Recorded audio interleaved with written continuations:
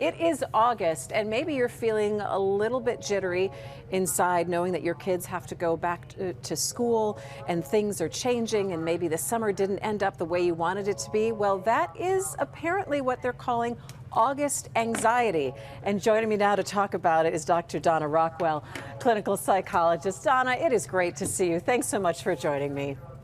It's great to see you, Christy. Thanks for having me on today. All right, Dr. Donna, talk to us about the feelings of August anxiety. I feel that I have experienced them. I just did not have a label for them until now. It's sort of like the summer blues at the end. I don't know if anyone ever went to sleepaway camp, but this is the feeling you get when you have to get back on the bus to go home at the end of the summer. And we all have it really in our everyday lives. So there is a way to deal with it, and I'm happy to talk to you about some tips today. Yeah, I would love that, because we hear so much about seasonal affective disorder, and that's in the wintertime blues.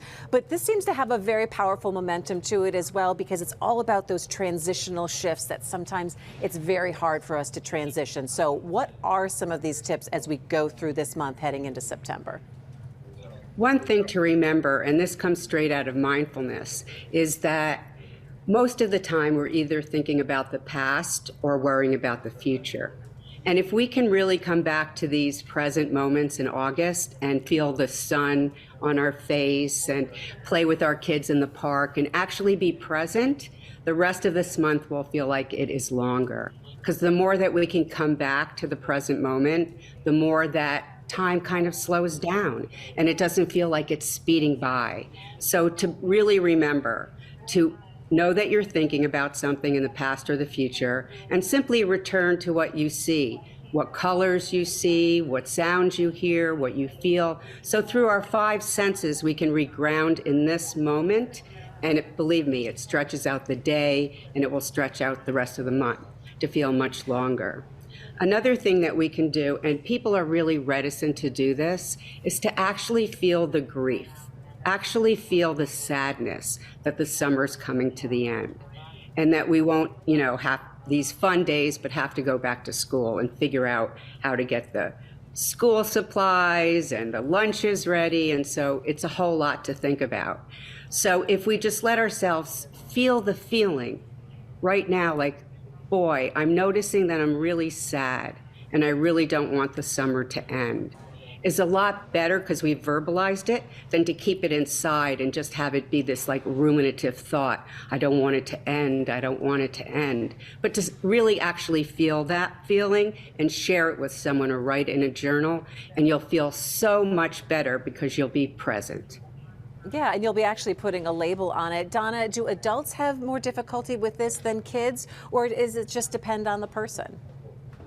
I think it probably depends on the person, and we've all come straight out of the pandemic. So we've been locked in our houses, and we really love being out. We love going to the movies, we love seeing friends, we love going to water parks.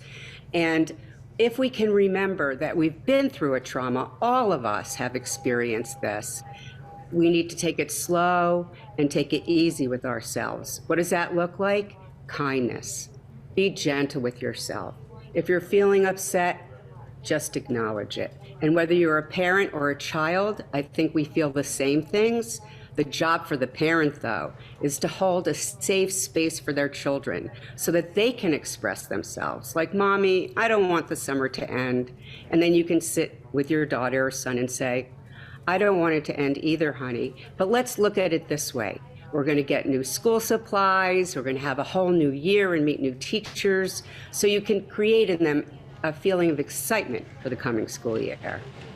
Yeah, I love the fact in what you said, acknowledging the feelings of change. And it's okay to say, yes, I feel unsettled by all of this, but there is something else that's going to be happening that will be very exciting as well. I think, Donna, this also brings into, if you're feeling feelings of anxiety, though, that are continuing to ramp up, what are some of those signs that maybe adults should seek some kind of help? Because I'm sure you can talk about how an adult's example or that anxious feeling in the home can really impact kids, too. Well, absolutely. We are the models for them. Stephen Sondheim wrote a show, and in that show is a song called Children Will Listen. And children will listen. It's into the woods, Donna. I know. You know it. And Yeah. so children really will listen, and they're watching every single thing that we do. So we have to be in charge of our own emotions. In other words, we need to have self-love for ourselves. What does that mean? Compassion. We need to understand it is tough. If you have young kids, it's probably the toughest part of your life. So just acknowledge that to yourself and know that your child is watching every single thing you do. Know that. Parents, I think, forget, but seriously, we are their teachers from the day they're born until they go off to college and even beyond. So we need to model calmness, a healthy approach to tomorrow. Let's enjoy today. We have every year, we have next summer coming up, we have Christmas, we have Easter, we have Passover. Let's just get into the new year. And along with mom and dad, we'll just have a great time moving into the fall and into all the excitement we have there. Don't forget about Halloween. That's right. One of the biggest holidays of the year now. And I think someone told me once, or gave me a good, picture in my mind too, is you see the mountain in the distance, but you've got the road right in front of you, and you kind of still need to concentrate on driving on that road without looking. You're not there yet. So be able to enjoy the rest of the month and all the peaches and the tomatoes and everything in the late sun that comes along with it. Yes. And another really great tip is, as you mentioned, the road, we can do what's called mountain meditation. And we look at a mountain and the mountain just sits and the weather passes across its landscape. Whether it's a rainy, thundery day or a beautiful spring, breezy morning, the mountain just sits. We can do that same thing and be very strong for ourselves and our children as we watch our emotions pass across the landscape of our mind.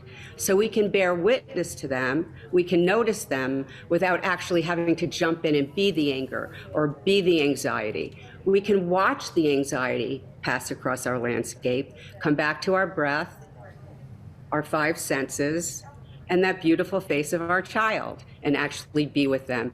And don't forget to have a great time for all the rest of the month.